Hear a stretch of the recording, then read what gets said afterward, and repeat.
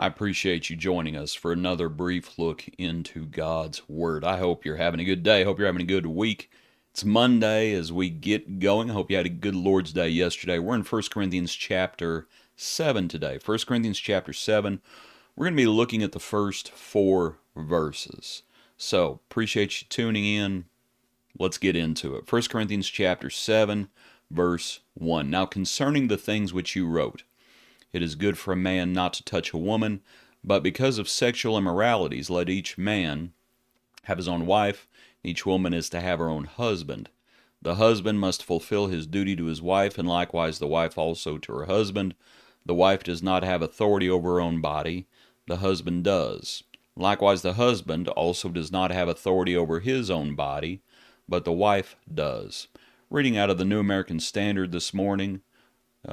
Let's kick it over to the New King James just to see, just because that's what I usually use.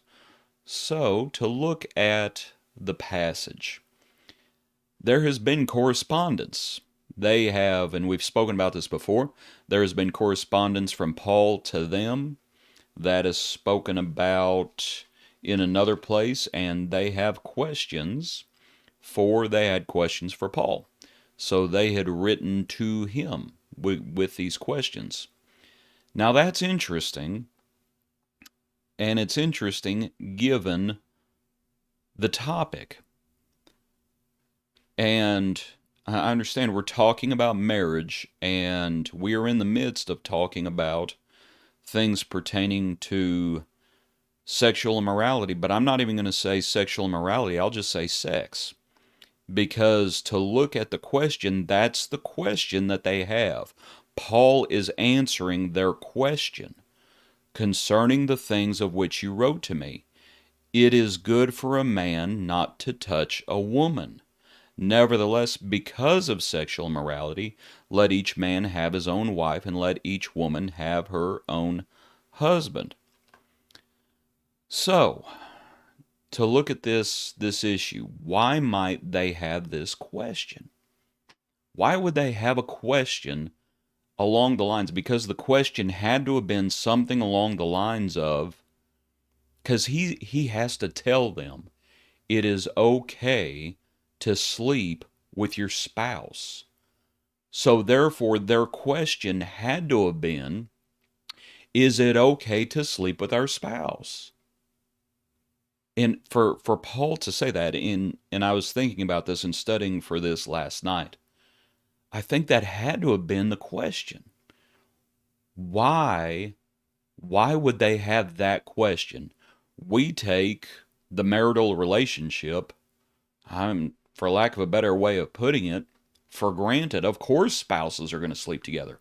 Why in the world does Paul feel like he has to tell them it's okay to sleep with your spouse? It's because that's the question they had. What would have made them ask that? What would have made them ask that question? That's what I wanted to talk about today. So, concerning the question, one way they may have gotten here was you have the Old Testament example. You look back at the end of Ezra, you look at the end of Nehemiah, when the Jews come back from captivity, some of the Jews come back from captivity, and they had pagan wives, and they're called out on it, and they end up putting away their pagan wives. And it's not a good situation. They're called out on it, and they recognize, and they admit, no, the Lord did not want them to take these pagan wives, and they had done it. Not only had they done it, they had even had children with them. So if you're a Gentile living in Corinth, and there's Jews there too, and those Jews, they're familiar with the Old Testament. They're familiar with what had happened. So that may have played a part in all this. You have these Old Testament examples, and the problem is they're all coming out of paganism. So let me go ahead and put the next point up. It's a similar situation. You have believers who are married to unbelievers. It's a similar situation as to that in the Old Testament, but it is not identical. It is not identical. In the Old Testament, you had Jews, and as they were in captivity, they had married foreign women. So I want you to see it's a similar situation, but it's not exactly identical. But this may have played a part in this question that they had. Maybe we should. One of the issues that's going to come up, and it's a word that's going to be used, and let me get over there and show you a little bit later on, not too much later on, but just a little bit later on. It's a little further than that. Let's see. Look at verse 14. For the unbelieving husband is sanctified by the wife, and the unbelieving wife is sanctified by the husband.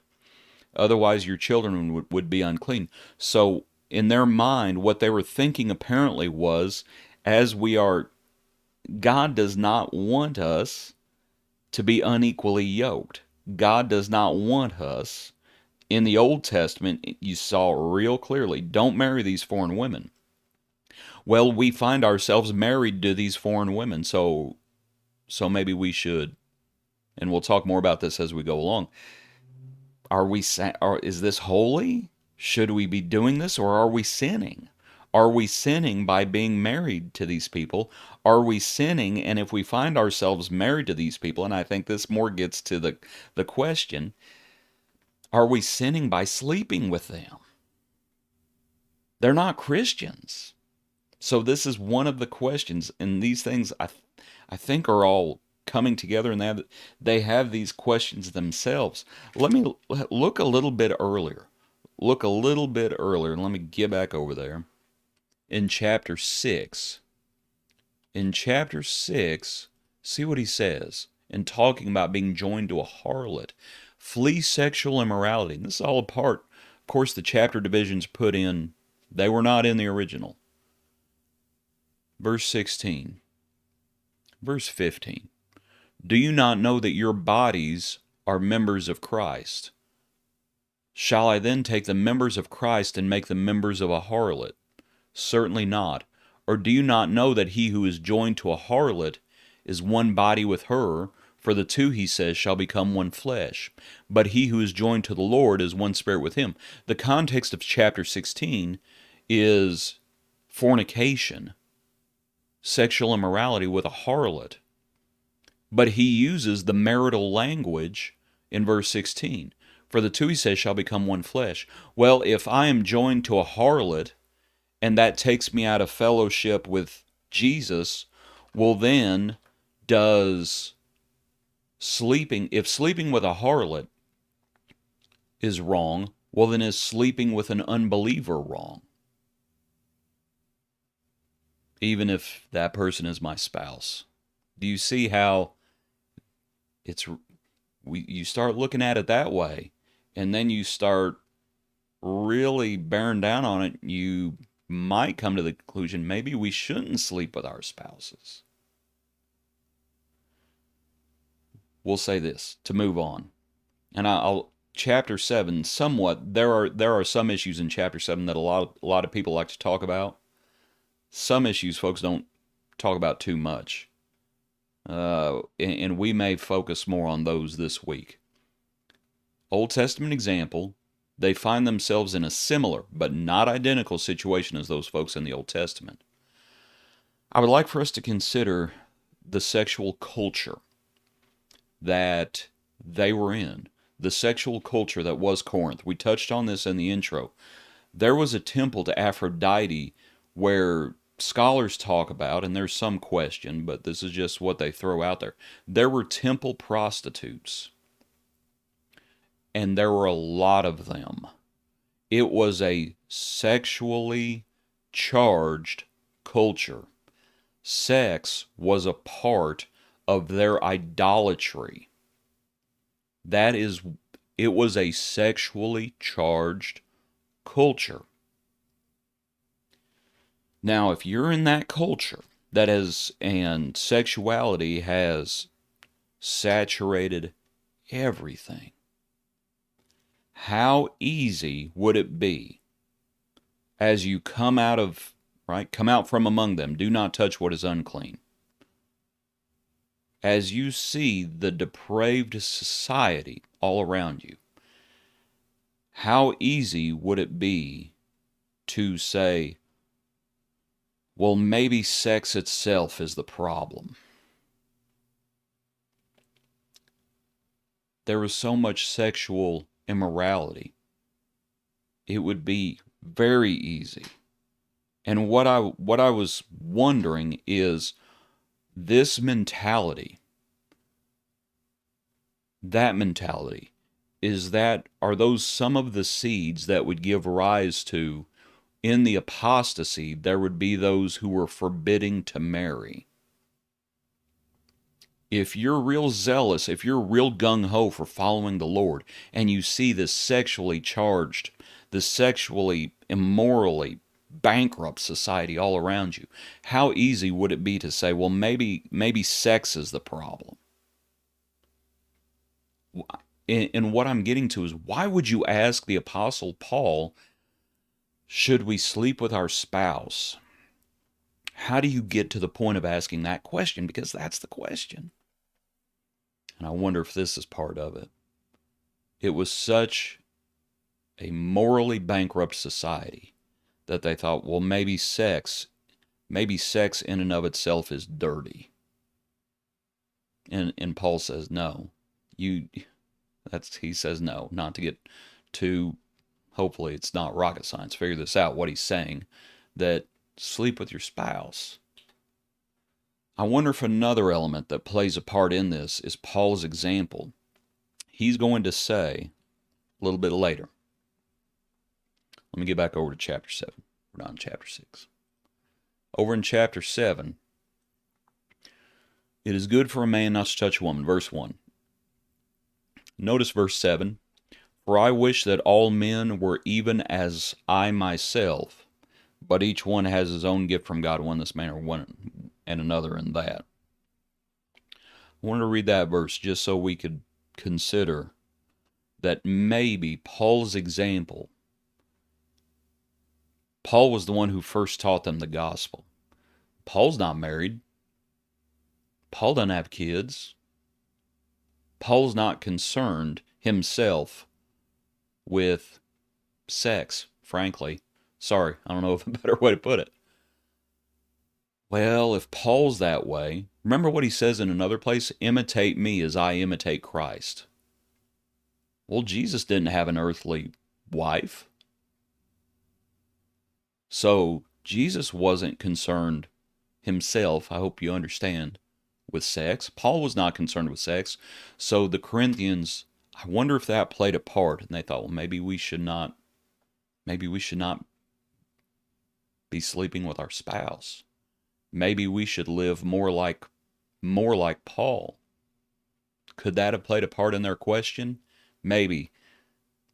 It's interesting to consider, because I do think this must have been this was their question, it looks like. So this is how the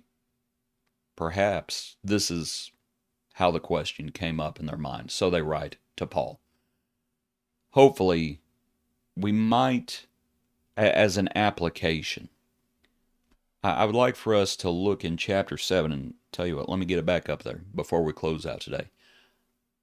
Let's connect chapter 7 at verse 23. In the paragraph concerning live as you are called. And he's going to talk about slaves and things like that.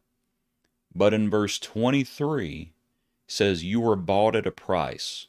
Do not become slaves of men. That business right there, you were bought at a price. That is a book. He uses the exact same phrase at the end of chapter 6 in talking about sexual immorality. You were bought at a price. Glorify God in your body. So, what he wants them to do is to be careful, frankly. He wants them to be careful and to make sure that they are glorifying the Lord, not just in spirit, but in their body as well. So, but part of that, within the grand scheme of things, he says, It's okay to sleep with your spouse. Not only is it okay, render the affection that is due her, render the affection that is due him. You don't have authority over your own body, they do. We'll talk more about that tomorrow. Appreciate you tuning in. Appreciate you joining us for this brief look into God's Word. Hope you have a good day, and we hope to see you tomorrow. Thanks for being with us today.